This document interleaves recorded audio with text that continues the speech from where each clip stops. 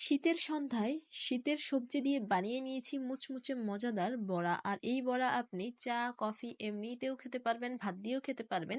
সামনেই দেখতে পাচ্ছেন পাতাকপি কেটে নিয়েছি। আসসালামু আলাইকুম এভরিওয়ান, তানিয়া কুকিং ব্লগস থেকে আপনাদের সবাইকে স্বাগতম। আজকে আমি বানিয়ে নিব পাতাকপির বড়া। একেবারে অল্প উপকরণে অল্প সময়ে বানিয়ে নিতে পারবেন। দেখতেই পাচ্ছেন পাতাকপিটাকে ভালো করে ধুয়ে নিয়েছিলাম আগে থেকে, কেটে কুচি কুচি করে কেটে নিতে হবে।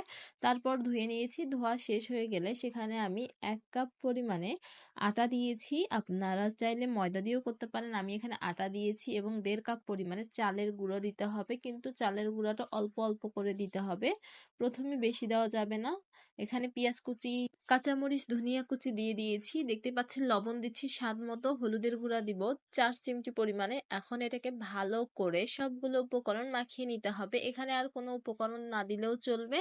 আর এরকম করে কিন্তু বড়া বানিয়ে আপনি ভাত দিয়েও খেতে পারবেন, এমনিও খেতে পারবেন। সামনে দেখতে পাচ্ছেন হাত দিয়ে ভালো করে কষলিয়ে কষলিয়ে মানে একবারে মথে নিতে হবে। তারপর এখানে আমি ধনিয়া এবং জিরা গুঁড়া দিয়ে দিচ্ছি, এতে করে একটা ফ্লেভার আসে। আবার চালের গুঁড়ো অল্প পরিমাণে দিয়ে দিয়েছি, 1 কাপ পরিমাণ আগে দিয়েছি, পরে আমি 2-3 মুঠো করে দিব, অল্প অল্প করে 2 মুঠোর মতো করে দিব। আর যতক্ষণ না পর্যন্ত বেশি পাতলা কর থাকবে না ডোটা, একবারে বেশি নরমও থাকবে না, পাতলা মানে ঘনও থাকবে না, মিডিয়াম থাকবে। এখনো হয়নি, সেজন্য আরেকবার দিয়ে দিব চালের গুঁড়া। আর চালের গুঁড়া যদি না থাকে তাহলে স্কিপ করতে পারেন। আর যদি চালের গুঁড়াই বাসায় বেশি করে থাকে, শুধু চালের গুঁড়া দিয়েও বানাতে পারেন, তাহলে বড়াটা একবারে মুচমুচে মজাদার হবে। যারা মুচমুচে পছন্দ করেন তাদের জন্য চালের গুঁড়াটা একবারে বেস্ট। এখানে চুলায় কড়াই বসিয়ে দিয়েছি, কড়াইটা গরম হয়ে গেলে সেখানে তেল দিয়ে দিচ্ছি, সয়াবিন তেল। তেলটা গরম হয়ে গেলে সেখানে আমি কি কি করি এখন দেখলেই বুঝতে পারবেন। এখন তেল গরম হয়ে গেলে সেখানে আমি দিয়ে দিচ্ছি বড়ার শেপ করে, মিডিয়াম সাইজের করে দিচ্ছি। আর এগুলো কিন্তু ফুলে ফুলে যায়, সেই জন্য একটু মিডিয়াম করে দিচ্ছি। আর সবগুলো দেওয়া হয়ে গেলে, সবগুলো বলতে গেলে প্রথমবার করব, 2-3 বারে ভাজতে হয়েছে আমার, অনেকগুলো বড়া হয়েছে। অল্প মানে অল্প একটু পাতাকপি দিয়েই কিন্তু আপনার অনেকগুলো বড়া হবে। বেশি পাতাকপি লাগেনি, আমি 1 জায়গা পাতাকপি, একটা পাতাকপিকে 4 ফাড়া করছিলাম, মানে 4 ভাগ করে সেটার 1 ভাগ দিয়েই করে ফেলছি। আর এই যে এখন এটাকে আমি উল্টিয়ে পাল্টিয়ে নিলেই কিন্তু হয়ে যাবে। আমার ভিডিওটি যদি আপনাদের ভালো লেগে থাকে অবশ্যই লাইক করবেন, কমেন্ট করবেন, শেয়ার করবেন।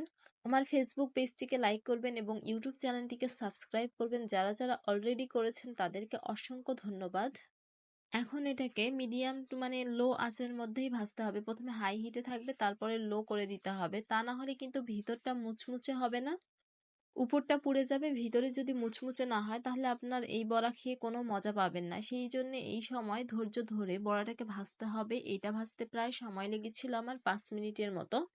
5 মিনিটের মতো সময় লাগুক, কিন্তু যদি ভাজাটা ভালো হয় তাহলে কিন্তু খেতে অনেক মজার হয়। আর বাড়িতে কিন্তু ভাজা পোড়ার জিনিস সবাই বেশিরভাগই পছন্দ করে। যতই সমস্যা হোক না কেন তবু তারা ভাজা পোড়ার জিনিস দেখলে পছন্দ করে। মাঝে মধ্যে পাতাকপির বড়া বানাবেন এবং বাড়ির সবাইকে খাওয়াবেন, এতে করে খেতেও ভালো লাগে। আর ভালো লাগে খেতে, অনেক অনেক মজার একটি খাবার, আমার খুবই পছন্দের এই খাবারটি। এই যে এখন প্রায় হয়ে গেছে, যখন এটার বুদবুদ প্রায় কমে যাবে, অল্প বুদবুদ করবে, তখনই কিন্তু তুলে নিতে হবে, তখন বুঝবেন যে হয়ে গেছে। আর কালারটা কিরকম হয়েছে বন্ধুরা অবশ্যই কমেন্টে জানাবেন। আর এতক্ষণ পর্যন্ত আমার যারা যারা ভিডিওটি দেখছেন তাদেরকে অসংখ্য ধন্যবাদ। আমি এই চ্যানেল এবং এই পেজের মধ্যেই নতুন নতুন রান্না নিয়ে চলে আসব। হয়তোবা অনেকেই এই বড়াটি বানাতে পারে, কিন্তু যারা বড়া বানাতে পারে না তাদের জন্য আজকের রেসিপিটি। আর যারা বানাতে পারে তাদের তো কোনো কথাই নেই, কারণ তো তারা তো আমার থেকেও ভালো রাঁধুনি হয়তোবা।